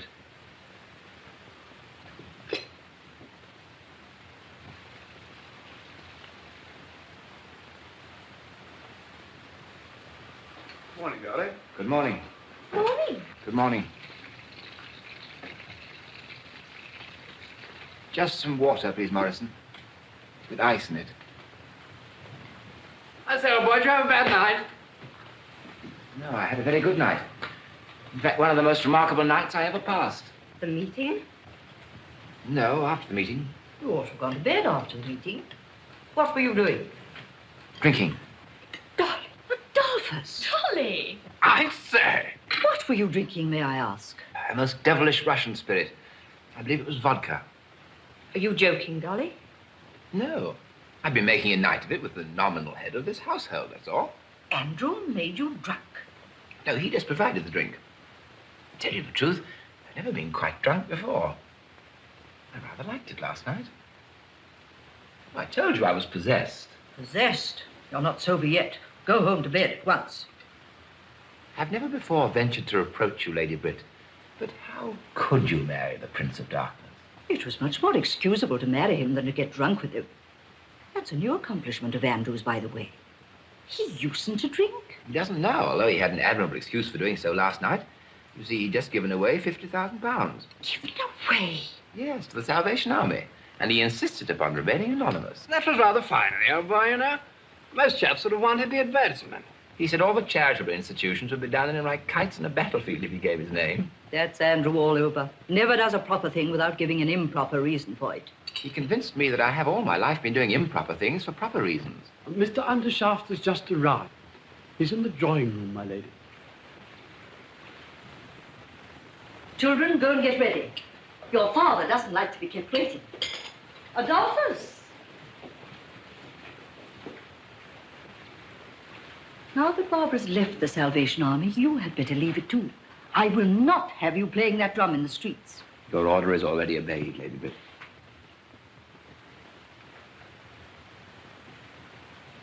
Well, how fortunate to see you alone. Don't be sentimental, Andrew. Sit down. Sarah must have 800 a year until Charles comes into his property. Barbara will need more, need it permanently, because Adolphus hasn't any property. Yes, my dear, I shall see to it. Anything else for yourself, for instance? I want to talk to you about Stephen. Don't, my dear. Stephen doesn't interest me. He does interest me. He's our son. Do you really think so? Andrew, don't be aggravating and don't be wicked. At present, you're both. Do you pretend that Stephen couldn't carry on the foundry just as well as all the other sons of big business houses? Yes, he could learn the office routine without understanding the business like all the other sons. Stephen is the most steady, capable, high-minded young man. You're simply trying to find an excuse for disinheriting him. My dear, the Undershaft tradition disinherits him. But I must admit it's landed me in a difficulty. As you yourself remark, I'm getting on in years, and I haven't found a fit successor yet. There is Stephen. That's just it. All the foundlings I can find are exactly like Stephen. I want a man with no relations and no schooling. That is, a man who'd be out of the running altogether if he weren't a strong man. And I can't find him. If you want to keep the business in the family, you'd better find an eligible foundling and marry him to Barbara. You would sacrifice Stephen to Barbara? Cheerfully. Come, Biddy. Don't call me Biddy. I don't call you Andy. And your tie's all on one side. Put it straight. Oh, I beg your pardon. No, come in, Stephen. Good morning. I understand you want to come into the cannon business. Aye, going to trade? Certainly not. Cannons are not trade, Stephen. They're national enterprise. I have no intention of becoming a man of business in any sense. I intend to devote myself to politics. My dear boy, this is an immense relief to me, and I trust it may prove an equally good thing for the country. Stephen, I cannot allow you to throw away an enormous property like this. Mother, there must be an end of treating me as a child, if you please. Any further discussions had better take place with my father as between one man and another. Stephen! I'm sorry, Mother, that you I have quite forced... understand, Stephen. By all means, go your own way. If you feel strong enough. You see, my dear, it's only the big men who can be treated like children. All right, Stephen, your independence is achieved. You've won your latchkey. Now, what about your future as between one man and another? It's settled that you don't ask for succession to the cannon business. I hope it is settled that I repudiate the cannon business. My dear boy, don't be so devilish sulky. Freedom should be generous. Besides, I owe you a fair start in life in exchange for disinheriting you. You can't become Prime Minister all at once, you know. Haven't you a turn for something? What about literature, art, and so forth? I have nothing of the artist about me, either in faculty or character, thank heaven. A philosopher, perhaps? I make no such ridiculous pretension. Just so. Well, then there's the army, the navy, the church, and the bar. The bar requires some ability. What about the bar? I'm afraid I haven't the necessary push. I believe that is the name the barristers give their vulgarity for success in pleading. Rather a difficult case, Stephen. Hardly anything left but the stage, is there? Well, is there anything you know or care for? I know the difference between right and wrong. You don't say so. What? No capacity for business? No knowledge of law? No sympathy with art? No pretension to philosophy? Only a simple knowledge of the secret that has baffled all the lawyers, muddled all the men of business, and ruined most of the artists. The secret of right and wrong. Why, man, you're a genius, a master of masters, a god. And at 28, too. You are pleased to be facetious. I pretend to nothing more than any honorable Englishman claims as his birthright. Oh, very well. Have it your own way. You know nothing and you think you know everything. That points clearly to a political career. We'll get you a private secretaryship to someone who can get you an under-secretaryship, and you'll find your natural and proper place in the end on the Treasury bench. I'm sorry, sir, that you forced me to forget the respect due to as my father. I am an Englishman, and I will not hear the government of my country insulted. The government of your country. I am the government of your country. I and Lazarus.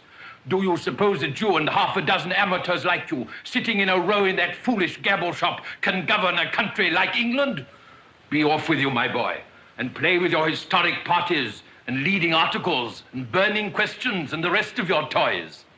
And in return, you shall have the support and applause of my newspapers and the delight of imagining that you're a great statesman. Really, my dear father, it's quite impossible to be angry with you. I suppose it is natural for you to think that money governs England, but you must allow me to think I know better. And what does govern England, pray? Character, father. Character. Whose character, yours or mine? Neither yours nor mine, father, but the best elements in the English national character. Stephen, I found your profession for you. You're a born journalist. We must get you a job on the Times.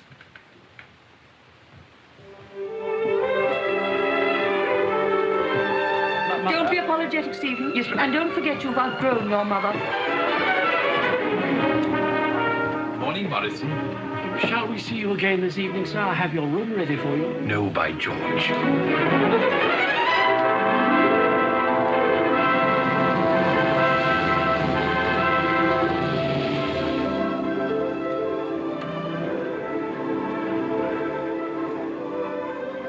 You look a little pale, my dear. I've made you unhappy, haven't I? Do you understand what you've done to me? Yesterday, I had a man's soul in my hand. I set him in the way of life with his face to salvation. And when we took your money, he turned back again to drunkenness and derision. I'll never forgive you there. Never. Does my daughter despair so easily? Can you strike a man to the heart and leave no mark on him? You forget, my dear. Bill Walker spat in Todger's eye to save his honor. He gave up his hard-earned pound to save his soul. Do you know what a pound means to such a man? It's your faith that's failing, not his.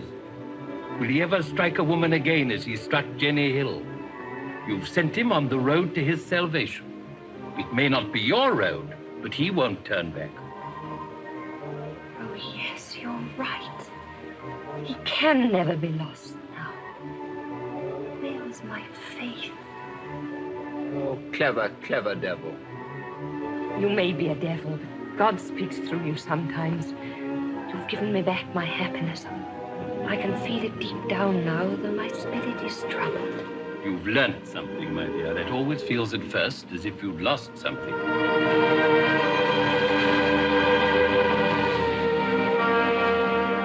What have Barbara and I got to do with your factory of death? That's what I asked myself. I've always thought of it as a sort of pit where lost creatures with blackened faces stirred up smoking fires and were driven and tormented by my father. Is it like that, Papa? My dear, you'll see for yourself.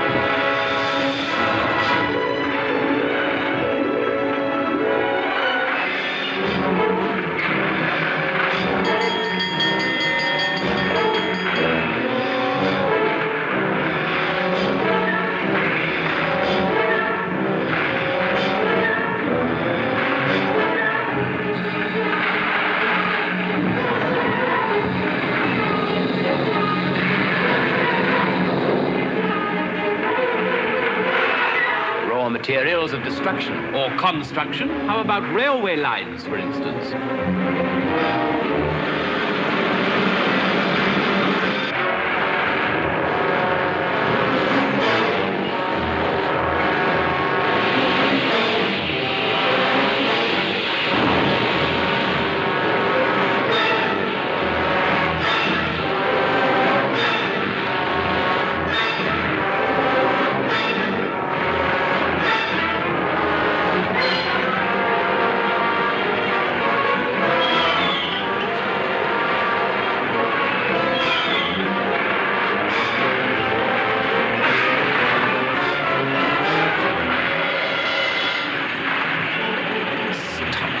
Remember the words of Plato? Plato? You dare quote a Greek philosopher to me? Plato says, my friend, that society cannot be saved until either the professors of Greek take to making gunpowder, or else the makers of gunpowder become professors of Greek.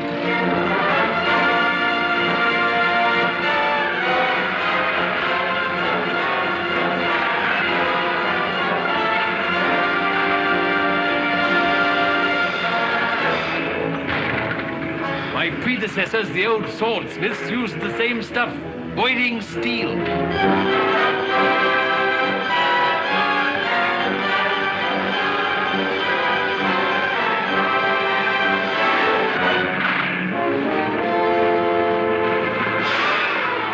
Have you found anything discreditable? Nope. The men call him Dandy Andy, and are proud he's a cunning old rascal.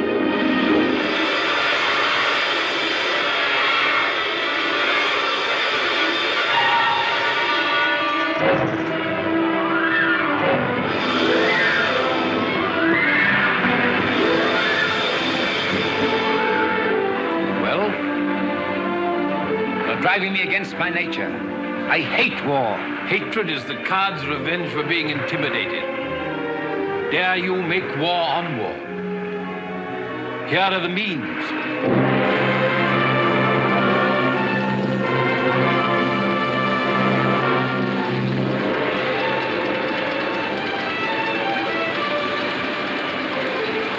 Well, Euripides, you coming into my business?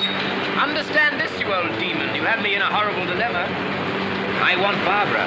Like most young men, you greatly exaggerate the difference between one young woman and another. Quite true, Dolly. I refuse to walk another step through all these sheds and pipes and boilers. They mean nothing to me. I've never asked you to come and look at the kitchen range and the scullery sink. Why that roof who's making a noise like a whale with asthma? It's breathing, my love. Come and see.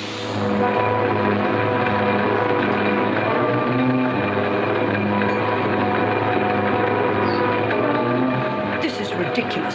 Is it snow or salt or what? Nitrates to make explosives. Or sulfates to fertilize your fields. If you prefer the explosive way, that's your affair, not mine. Come, Euripides. You think that nitrates are good for nothing but death. Now I'll show you the sort of life they produce.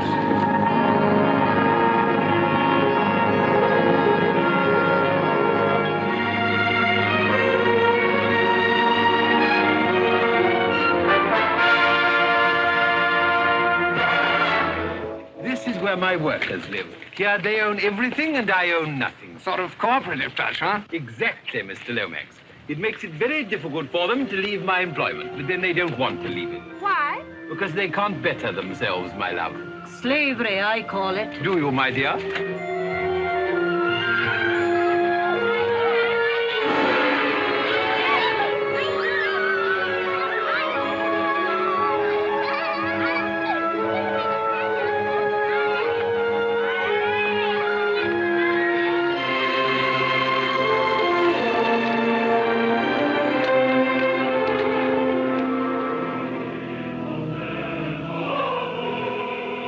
Your church exhibition, what? Exactly, Mr. Lomax. It's the result of our belief in religious freedom.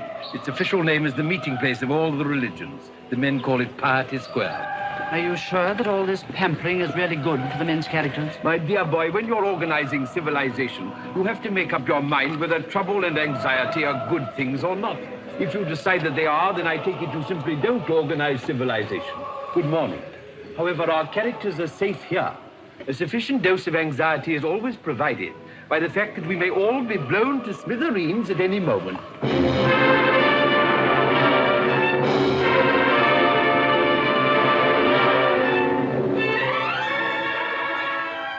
Well? Not a ray of hope. Everything perfect, wonderful, real. It only needs a cathedral to be a heavenly city instead of a hellish one. And to think of all that being yours. And you've kept it yourself all these years. It doesn't belong to me. I belong to it. It's the Undershaft inheritance. It is not. Your ridiculous cannons and that noisy banging foundry may be the Undershaft inheritance. But all that plate and linen, all those houses and orchards and gardens, they belong to us. They belong to me. They're not a man's business. I won't give them up. What lovely flowers. Never mind about the flowers, Andrew. You're trying to put me off the subject of the inheritance. Well, you shan't. I don't ask it any longer, Miss Stephen. He's inherited far too much of your perversity to be fit for it. But Barbara has rights as well as Stephen. Why should not Adolphus succeed to the inheritance? I should ask nothing better if Adolphus were a foundling. He's exactly the sort of new blood that's wanted in English business. But he's not a foundling, and there's an end of it. Not quite. I think, mind, I'm not committing myself in any way as to my future course, but I think the foundling difficulty can be got over. What do you mean? Well, I have something to say which is in the nature of a confession. A confession? A confession? Yes, a confession. Listen, all of you. Won't you sit down?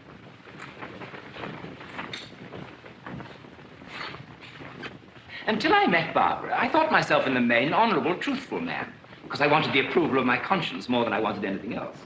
But the moment I saw Barbara, I wanted her far more than the approval of my conscience. Adolphus. I thought she was a woman of the people, and that a marriage with a professor of Greek would be far beyond the wildest social ambitions of her rank. Adolphus. No, really. When I learnt the horrible truth... What do you mean by the horrible truth, pray? That she was enormously rich, that her grandfather was an earl, that her father was the Prince of Darkness, and that I was only an adventurer trying to catch a rich wife. Then I stooped to deceive her about my birth. Dolly, your birth. Now, Adolphus, don't dare to make up a wicked story for the sake of these wretched cannons. Remember, I've seen photographs of your parents. And the Agent General for Southwestern Australia knows them personally and has assured me they're the most respectable married people. Oh, so they are in Australia. But here, they're outcasts. Their marriage is legal in Australia, but not in England. My mother is my father's deceased wife's sister. And in this island, I'm consequently a foundling. I think not. You can marry your wife's sister, even in England. Ah, you can now, but not when my parents married. Is the subterfuge good enough, Machiavelli? You're an educated man. That's against the tradition. Greek hasn't destroyed my mind, it's nourished it. Besides, I didn't learn it in an English public school. Biddy, this may be a way out of the difficulty. Stuff! A man cannot make cannons any better for being his own cousin instead of his proper self. Well, I can't afford to be too particular. He's cornered the foundling market. Let it pass. You're eligible, Euripides. You're eligible. You know that you'll have to change your name. Do you object to that? Would any man named Adolphus, any man called Dolly, object to being called something else? Hardly. Now, as to money, I propose to treat you handsomely from the beginning. You shall start at 1,000 a year. 1,000? You dare offer a miserable 1,000 to the son-in-law of a millionaire? No, by heavens, Machiavelli, you shall not cheat me. You can't do without me, and I can do without you. I must have £2,500 a year for 2 years. At the end of that time, if I'm a failure, I go. But if I'm a success and stay on, you must give me the other 5,000. What other 5,000? To make the 2 years up to 5,000 a year. The 2,500 is only half pay, in case I should turn out a failure. The 3rd year, I must have 10% of the profits. 10%? Do you know what my profits are? Enormous, I hope. Otherwise, I shall require 25%. But, Mr. Cusins, this is a serious matter of business. You're not bringing any capital into the concern. What? No capital? Is my mastery of Greek no capital? Is my access to the subtlest thought, the loftiest poetry yet attained by humanity no capital? My character, my intellect, my life, my career, and what Barbara calls my soul? Are these no capital? Say another word and I double my salary. Be reasonable. Mr. Undershaft, you have my terms. Take them or leave them. Very well, I note your terms and I offer you half. Half? You call yourself a gentleman and you offer me half? I don't call myself a gentleman, but I offer you half. This your future partner, your successor, your son-in-law? Leave me out of the bargain, please, Dolly. You're selling your own soul, not mine. Come, I'll go a step further for Barbara's sake. I'll give you 3/5, but that's my last word. Done. Done in the eye. By the way, Mac, I'm a classical scholar, not an arithmetical one. Is 3/5 more than half or less? More, of course. I'd have taken 250. How you can succeed in business when you're willing to pay all that money to a university professor obviously isn't worth a junior clerk's wages. Well, what'll Lazarus say? He'll be blamed for your rapacity in money matters, poor fellow, as he's hitherto been blamed for mine. You're a shark of the first order, Euripides. So much the better for the firm. Dolly, old fellow, think before you decide. Do you feel that you're a sufficiently practical man? It's a huge undertaking, an enormous responsibility. All this massive business will be Greek to you. I think it'll be much less difficult than Greek.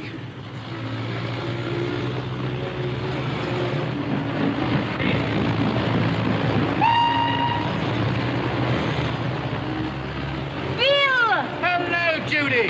What do you think of it? Got myself a job. £3.10 a week. How's that for salvation, eh? Barbara? You understand, don't you, that I had to decide without consulting you? If I'd left this choice to you, you'd sooner or later have despised me for it. Your father's challenge has beaten me. Dare I make war on war? I dare. I must. I will. And now, is it all over between us? Silly baby, Dolly. How could it be? Then you owe for my drum. Take care, Dolly. Take care. Oh, if only I could get away from you, from Father, and from it all. And leave me? Yes. I can't. I was happy for a moment in the Salvation Army. But as soon as our money ran short, it all came back to Bodger. Undershaft and Bodger. Their hands stretch everywhere. And as long as that lasts, there's no getting away from them. Turning our backs on them is turning our backs on life. Do you know what would have happened if you'd refused Papa's offer? I wonder. I should have given you up and married the man who'd accepted it. After all, my dear old mother's got more sense than any of you. I felt like her when I saw this place. Felt that I must have it. That never, never, never could I let it go. Only she thought it was all the houses and the kitchen ranges and the linen and the china. But it was really all the human souls to be saved. Not weak souls in starved bodies, sobbing with gratitude for a scrap of bread and scrape. But souls that are hungry because their bodies are full. My father shall never throw it in my teeth again that my converts were bribed with bread. I have got rid of the bribe of bread. I have got rid of the bribe of heaven. Let God's work be done for its own sake. The work that he had to create us to do, because it cannot be done except by living men and women. Then the way of life lies through the factory of death. Yes, through the raising of hell to heaven and of man to God. Through the unveiling of an eternal light in the valley of the shadow. Oh, did you think that my courage would never come back? Did you believe that I was a deserter? That I, who have stood in the streets and taken my people to my heart and talked of the greatest and holiest of things with them, could ever turn back and chatter foolishly to fashionable people about nothing in a drawing room? Never, never, never, never. Sooner than that, I'd sweep out the gun cotton sheds or be one of Bodger's barmaids. Major Barbara will die with the colors. Glory, hallelujah. Mama! Mama! Well, what does she say? She's gone right up into the skies. Mama! Well, Barbara, what do you want? A house in the village to live in with Dolly.